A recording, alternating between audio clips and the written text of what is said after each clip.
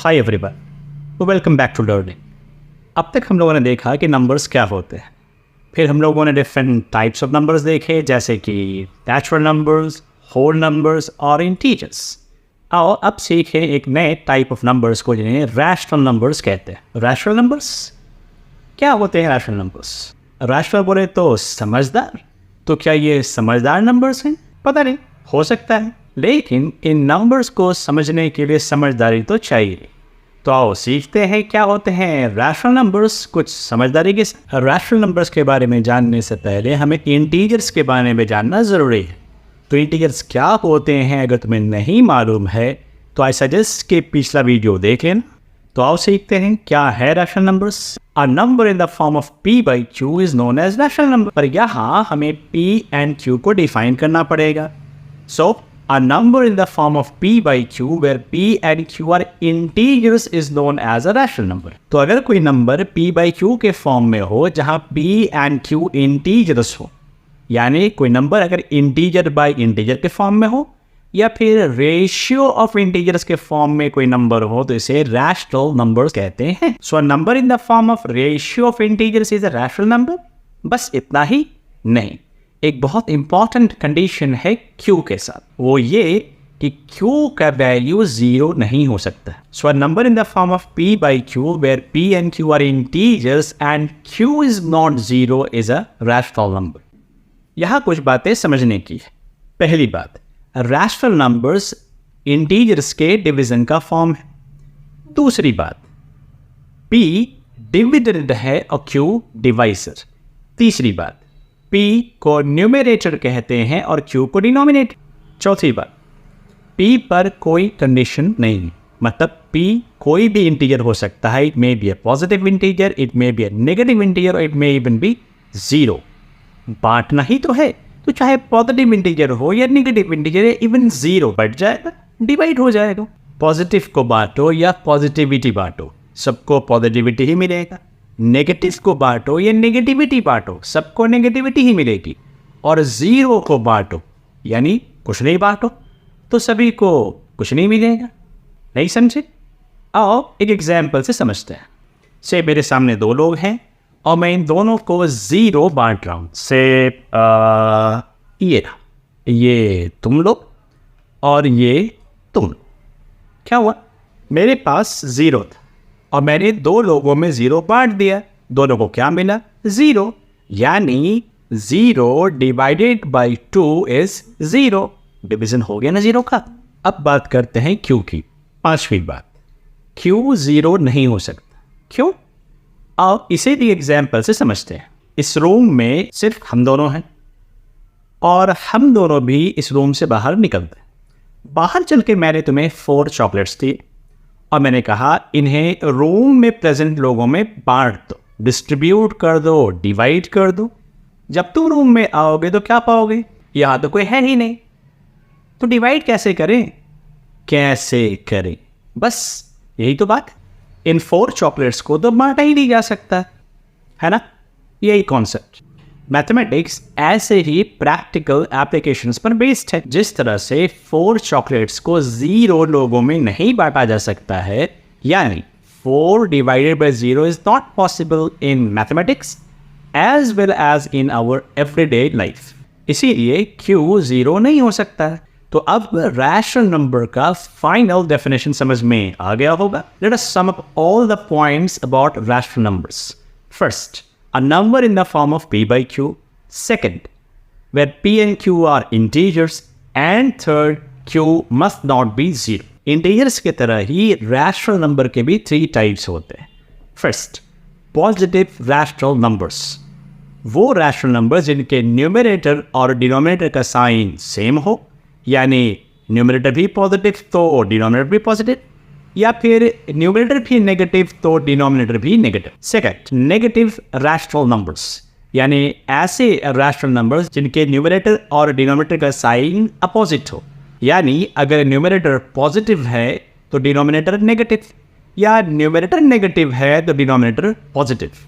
और तीसरा, 0 यानी ऐसा रैशनल नंबर जिसका न्यूमरेटर 0 और डिनोमिनेटर कुछ भी हो सकता है मगर जीरो नहीं हो सकता। आई होप समझ में आ गया होगा।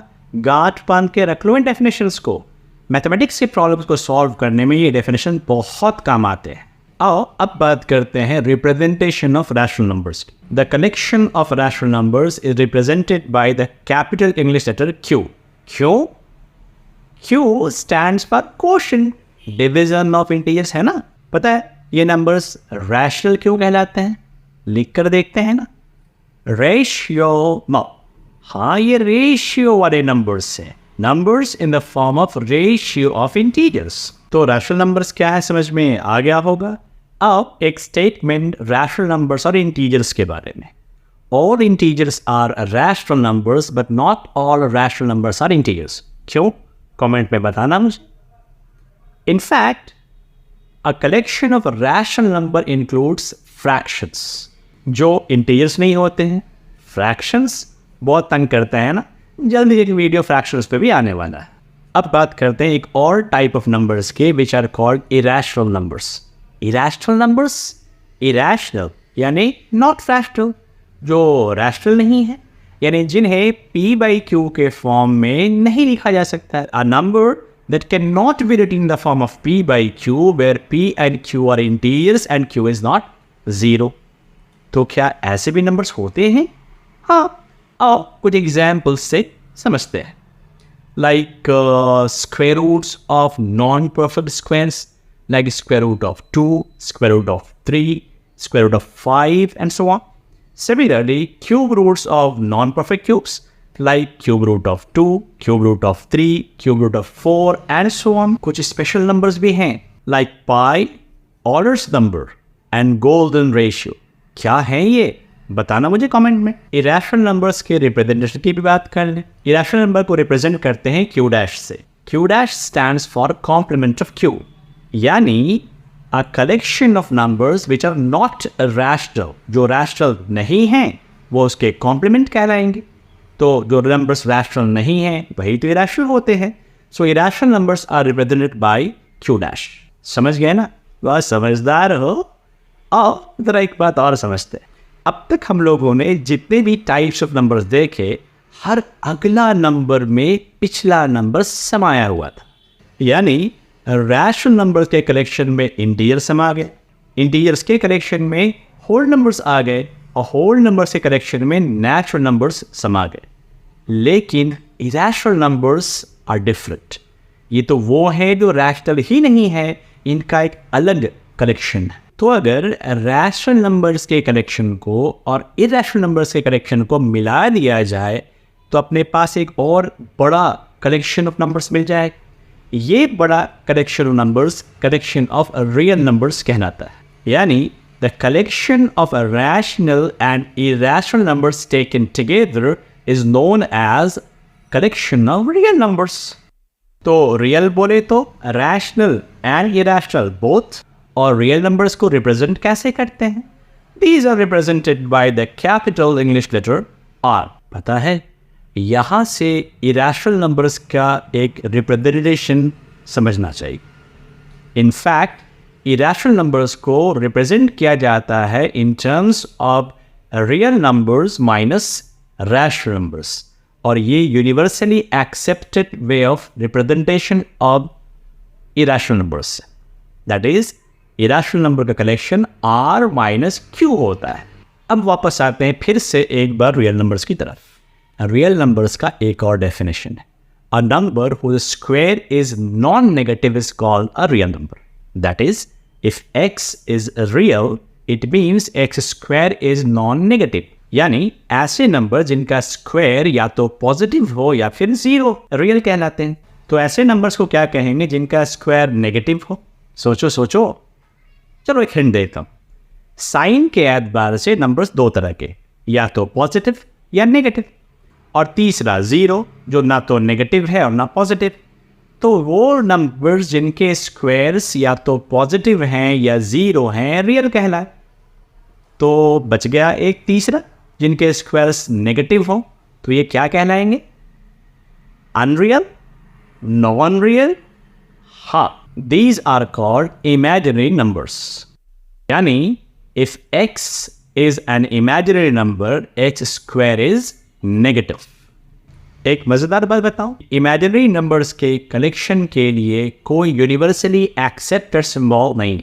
कुछ लोग इसे I से रिप्रेजेंट करते हैं और कुछ लोग IR से, but none of these are universally accepted. चलते चलते एक थॉट शेयर करता हूं। Human beings are like numbers, some are natural, some complete, some are rational, some irrational, some are real and some imaginary and some are complex also. Complex? तो क्या ये भी एक टाइप ऑफ नंबर है? Yes. यहाँ आकर के classification numbers खत्म हो जाए। क्या है complex numbers? Complex numbers include all real numbers, imaginary numbers and even those numbers which are neither real nor imaginary. तो आज के लिए इतना ही। अगर वीडियो पसंद आया हो तो मुझे बताना अगला वीडियो किस टॉपिक में चाहिए। Thank you for your love and support. See you soon in the next video with something new to learn. Till then, bye-bye.